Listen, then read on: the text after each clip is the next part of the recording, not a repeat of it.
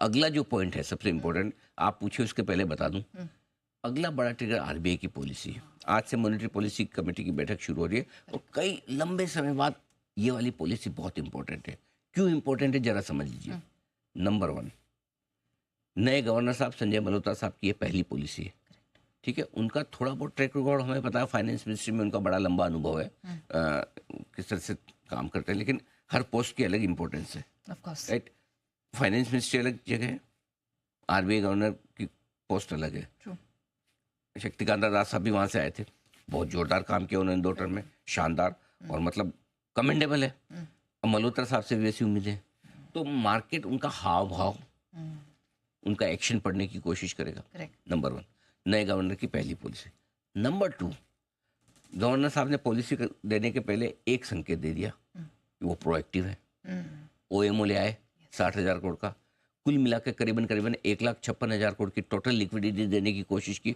तो उन्होंने ये संकेत दिया, मैं गवर्नर में, मैं चाहता हूँ, अगर समझो मैं गवर्नर हूँ, मेरी पहली पॉलिसी है, मैं क्या चाहूँगा यार, बढ़िया हेडलाइन बने, नए गवर्नर ने ये तोहफा दिया, करेक्ट, ओएमओ को बड़ा रेट, लेकिन नहीं, उन्होंने क्या सोचा, जो चीज जिस वक्त जरूरी वो दे दो, मैं पॉलिसी तक वेट नहीं करूंगा। अगर आज लिक्विडिटी की जरूरत है बाजार को, मैं आज ही दे दूंगा।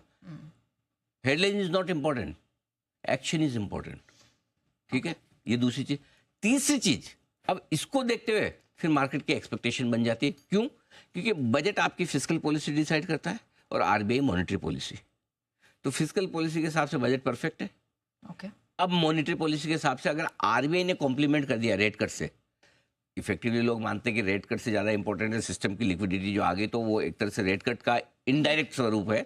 लेकिन फिर भी ऑफिशियल भी तो कुछ चाहिए ना आपको, कि भाई ऑफिशियली आरबीआई ये बोल दे रेट कट का सिग्निफिकेंस क्या है। ऐसे तो काम फिर लिक्विडिटी से चला लो, जब चाहे आरबीआई पैसा सिस्टम में डाल दे, जब चाहे निकाल ले, अपने आप मैनेज है सारी चीज़ें।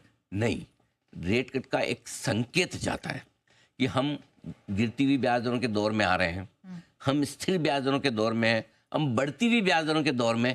ये संकेत आरबीआई ही दे सकता है और कोई नहीं। और ये संकेत आरबीआई को कब आता है? जब उन्हें लगता है कि महंगाई कितनी काबू में रहेगी, ग्रोथ का क्या हाल है। इस माहौल, महंगाई और ग्रोथ को देखकर हम क्या ब्याज दरें बढ़ाया घटा सकते हैं? इसलिए रेट कट की इंपॉर्टेंट है। बहुत लोग कहते हैं कि इंपॉर्टेंट नहीं, इंपॉर्टेंस है। भले ही आपको लिक्विडिटी मिल गई, वो जरूरी थी, लेकिन रेट कट से आरबीआई का आगे का डायरेक्शन आपको समझ में आता है कि आगे इकोनॉमी में क्या होने वाला है। इसलिए ये पॉलिसी सबसे इंपॉर्टेंट हो गई पिछले कुछ समय से। और मुझे ये मानता है कि रेट कट अगर आ जाता है तो बाजार और दौड़ेंगे। और शायद कल की शॉर्ट कवरिंग में एक कहीं कहीं back of the mind FIS के दिमाग में ये था, 4.4 का अगले साल के लिए वित्तीय घाटा, पॉलिसी में रेट कट। भाइयों, शॉर्ट रहने में समझदारी नहीं है, बेचने में हड़बड़ी नहीं करनी, ये क्रिस्टल। ठीक है, डन। अच्छा सर, एक और चीज, ये मिड और स्मॉल कैप शेयर, क्या अब इसमें कमाई का मौका, तेजी के क्यूज बन रहे हैं? हाँ, अब 2 चीजें इसमें। एक तो है ना बहुत फैशनेबल स्टेटमेंट ऐसा इंटेलेक्चुअल, जिसको के मिड कैप स्मॉल कैप में नहीं बनेंगे, लार्ज कैप सेफ है, लार्ज कैप ये लिक्विड है, फलाना फलाना, बहुत अच्छी बात है।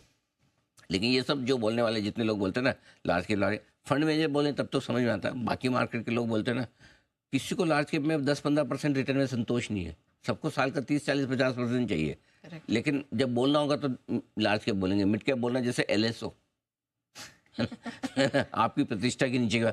लेकिन मेरा ये मानना है, अगर 20% स्मॉल कैप इंडेक्स घटा हुआ है, 17% मिड कैप इंडेक्स टॉप से घट के करेक्शन हुआ है, और अगर लार्ज कैप स्टेबल रहते हैं, मैं तो ये नहीं कह रहा तेजी हुई, स्टेबल भी रहते हैं, तब भी स्मॉल और मिड कैप शेयरों में भी पैसे बनेंगे, 100% बनेंगे। इसलिए दिग्गजों की तेजी से इनको भी सहारा मिलेगा। ऐसा मत सोचिए कि लार्ज कैप, ठीक है, फंड्स को अपनी पोजीशनिंग अपने हिसाब से करनी है, कोई दिक्कत नहीं, वो अपने हिसाब से करें, बढ़िया बात है, बढ़िया चीज़ है। अब कम से कम इनमें गिरावट और तेजी से नहीं होगी, ये आपको भरोसा आएगा। ठीक है। लेकिन एक ही चीज़ ध्यान रखें, क्या? मिड कैप स्मॉल कैप में आपको वो खरीदना चाहेंगे शेयर जो ज़्यादा घटे।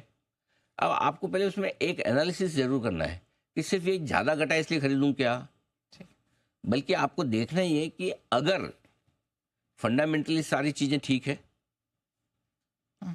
तो फिर आप उन मिड कैप स्मॉल कैप शेयरों को करें, जहाँ पे कोई फंडिंग वाली पोजीशन नहीं फूटी हो, जहाँ कोई रिजल्ट खराब नहीं आए हों, है ना, जहाँ और कोई दिक्कत नहीं हो, खाली मार्केट के मूड माहौल के साथ जो शेयर घटा है, बाकी सब ठीक है, वहाँ लीजिए, वहाँ पैसा ज़्यादा बनेगा। ठीक है, डन। चलिए, सर ने आपको बता दिया कि यहाँ से आज के लिए और अगली आने वाले कुछ दिनों के लिए आपको क्या रणनीति अपनानी है, लेकिन सर